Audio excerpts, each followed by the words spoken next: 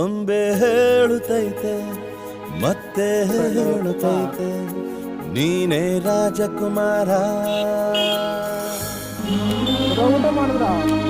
ಊಟ ಮಾಡಿದ್ರಾ ಕೊಡ್ಲಾ ನಿಮಿಷ.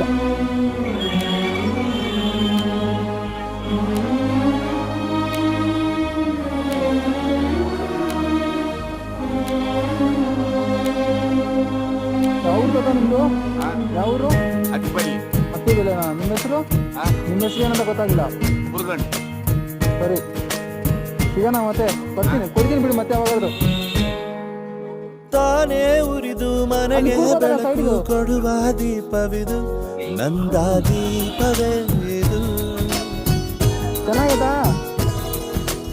ಆಡಿಸುವ ತನ ಕರುಣೆಯ ಮೇಲೆ ಆದಷ್ಟು ಹೆಲ್ಪ್ ಮಾಡಿದ್ದೀನಿ. ವಿಡಿಯೋ ಇಷ್ಟ ಆದರೆ ಸಪೋರ್ಟ್ ಮಾಡಿ.